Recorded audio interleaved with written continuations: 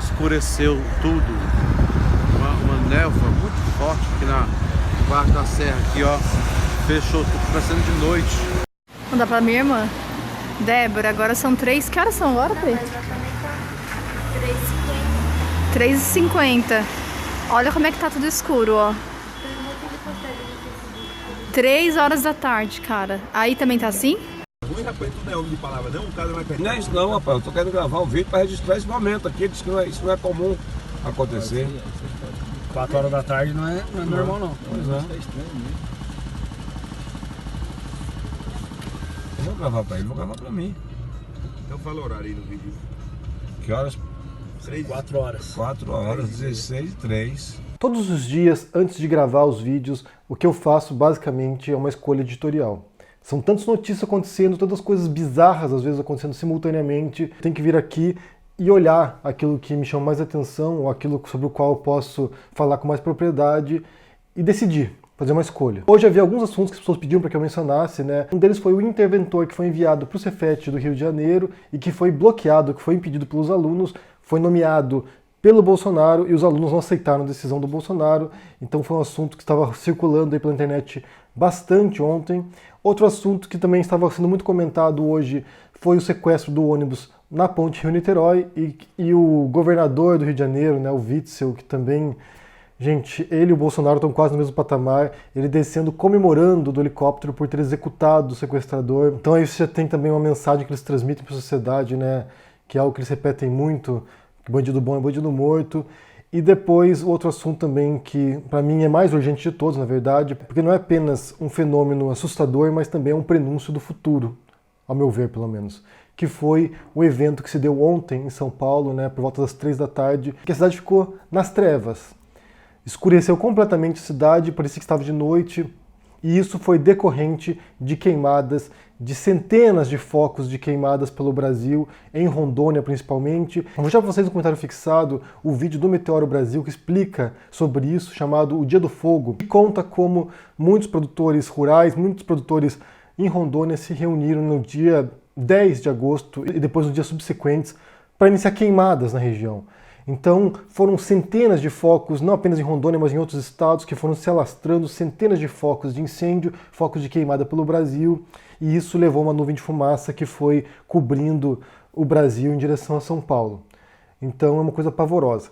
Tem um romance que depois virou filme chamado Na Estrada, o escritor é o Cormac McCarthy, e que mostra a história de um pai e de um filho que caminham pela estrada nos Estados Unidos após um colapso da civilização.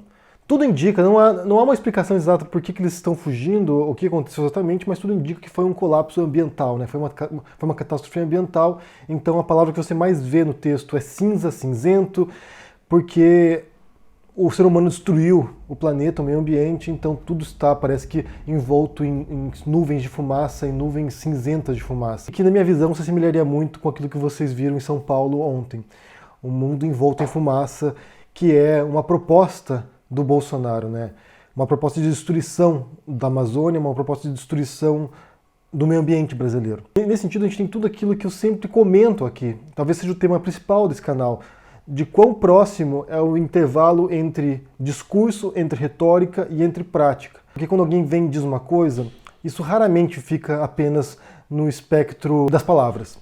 Quando alguém diz uma coisa porque ela quer que aquilo se torne ato, porque ela quer que aquilo se torne realidade. Quando você tem um governo que, tanto por palavras, tanto por discurso, quanto por omissão, permite que esse tipo de coisa ocorra, porque são atos e omissões do governo que permitem esse tipo de escalada nas queimadas na Amazônia, em Rondônia ou pelo Brasil como um todo, quando o seu governo permite isso, é porque é justamente aquilo que ele quer.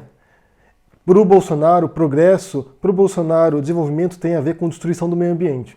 E você tem um ministro lá, que é o Ricardo Salles, que, assim como outros ministros desse governo, ele é alguém que odeia o que ele faz, né? Na verdade, ele é alguém que odeia o meio ambiente, assim como o Weintraub é alguém que odeia a educação, como o Ernesto Araújo é alguém que odeia relações exteriores.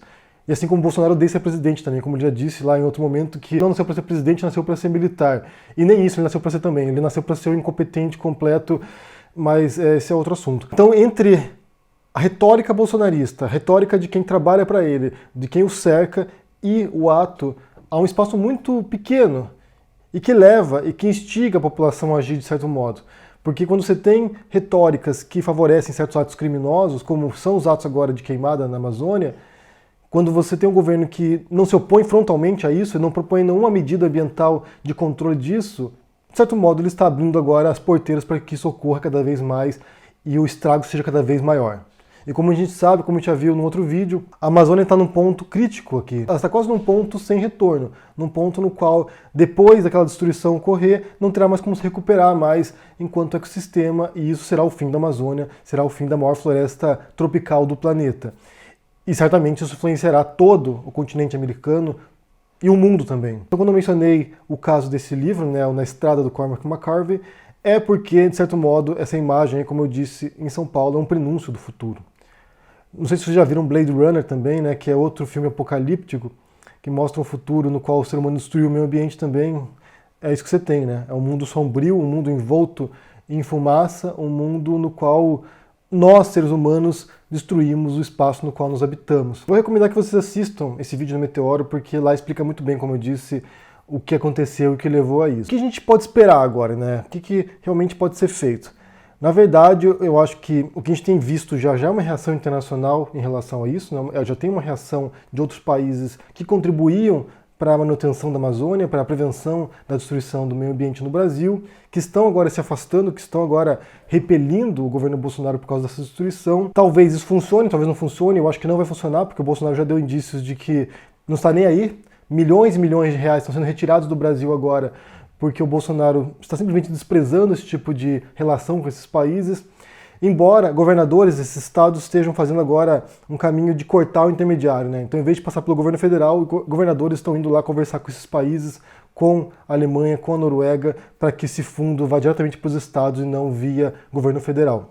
O que talvez fosse uma solução, embora esse tipo de controle dependa do IBAMA, dependa da Guarda Nacional, dependa da boa vontade do presidente, que não tem nem menor vontade de fazer isso. Outra pressão tem surgido dos próprios grupos de produtores agropecuários no Brasil. Por incrível que pareça, né, a gente imaginaria que esse pessoal aí estaria do lado do desmatamento, da destruição do meio ambiente, mas pelo contrário, eles compreendem a importância do meio ambiente justamente por causa desses tratados comerciais com o exterior, porque países da União Europeia, por exemplo, têm rígidas regulamentações em relação à preservação do meio ambiente, e eles tendem a boicotar países que não respeitam essas normativas. Então a pecuária e a agricultura brasileira pode estar em risco, pode perder espaço globalmente, justamente porque o Bolsonaro não se importa com o meio ambiente.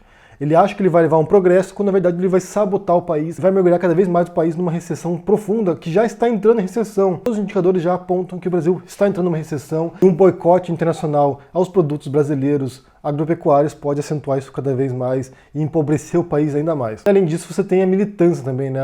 Os ambientalistas que estão lutando pela preservação do meio ambiente. Até teve uma manifestação recente em Londres, que ambientalistas britânicos foram lá e picharam e jogaram tinta na frente da embaixada brasileira em Londres. Isso foi noticiado internacionalmente como uma forma de protesto. Então você tem os olhos do mundo agora observando o Brasil, a destruição do meio ambiente que tem ocorrido, e isso é muito humilhante. Mais uma vez, mais uma humilhação internacional que o Brasil passa, né, de pessoas olhando para o Brasil sem entender o que está acontecendo. Inclusive, uma coisa interessante que foi a embaixada alemã fez também, em resposta ao Bolsonaro, quando a Alemanha decidiu retirar centenas de milhões de reais que dava para a preservação do meio ambiente, o Bolsonaro disse que eles deveriam usar esse dinheiro para preservar o meio ambiente deles, né, para reflorestar o país. E como resposta, a embaixada alemã fez um videozinho ali em português, mostrando as reservas naturais que existem na Alemanha e o trabalho que eles fazem de preservação do meio ambiente lá. Então, você tem um presidente que, além de ser um incompetente, um inepto, ainda é mentiroso, né? Ele atacou a Noruega postando um vídeo fake, um vídeo falso de caça da baleia na Dinamarca. Ou seja, ele nem sabe com quem ele está dialogando, ele nem sabe quem ele está atacando. Ele pega uma notícia falsa, distorce o negócio para atacar um outro país. É tão boçal que realmente ele nem sabe o que ele faz, nem o que ele fala, nem o que ele defende. O que ele defende a gente sabe, né? Que é uma destruição total de valores no Brasil, uma destruição do meio ambiente, uma destruição da educação, então a gente sabe o que ele quer. E no outro vídeo que eu falei sobre a questão ambiental, eu disse para vocês que era um tema difícil de ser abordado, porque as pessoas não compreendiam, porque era muito abstrato, né? Uma destruição do meio ambiente em questões de décadas ou 50 anos adiante aí. Mas quando você vê uma cena dessa em São Paulo, né, acontecendo no Brasil agora, isso já dá realmente um alerta para as pessoas, né? Isso que vocês têm para o futuro, é isso que reserva o futuro para vocês. O futuro próximo, na verdade, né? O presente é isso. Então imagine no futuro como é que vai ser. Então talvez não estejamos falando de décadas, não, talvez estejamos falando de meses, ou anos, ou poucos anos. Talvez o futuro seja o dia de ontem em São Paulo. Quando as pessoas observam uma cidade como São Paulo, obscurecida pela fumaça às 3 da tarde, talvez realmente agora as pessoas compreendam a gravidade da situação e comece a se mobilizar também. No Encontro em Lisboa que a gente teve no último domingo aqui, muita gente me perguntou sobre a apatia das pessoas, né? Por que não estão reagindo? Por que não há uma pressão popular? Por que não tem gente batendo panela nas ruas? Por que não tem passeatas monstro, como a gente está vendo em Hong Kong agora lutando pela democracia contra a China? Por que a gente não vê isso no Brasil? Eu não tenho resposta para isso, eu não sei. Eu acho que tem muita gente que votou no Bolsonaro que já está totalmente indignada com o voto e todos estão apáticos mesmo, todos estão agora simplesmente se sentindo de mão atada. Por isso que eu quero saber de vocês aí. O que vocês imaginam que pode ser feito nessa questão ambiental agora para combater essa destruição do Brasil, na verdade? Estão queimando o Brasil. Estão queimando o Brasil e quem vai sofrer as consequências são todos os brasileiros também. O que vocês pensam que pode ser feito em relação a isso? Como tentar minimizar os estragos? É uma pergunta totalmente legítima e para a qual muitas pessoas não têm resposta e estão desorientadas. Eu quero saber de vocês. Se vocês têm alguma ideia, deixa aqui no comentário, deixa o joinha, assine o canal. Vocês presenciaram isso em São Paulo também? Qual foi a sua reação? O que você imaginou quando você viu aquela cena? Deixa no comentário aqui embaixo. Assine o canal, ajude no apoio e a gente se vê por aí. Abraço e até mais. Tchau!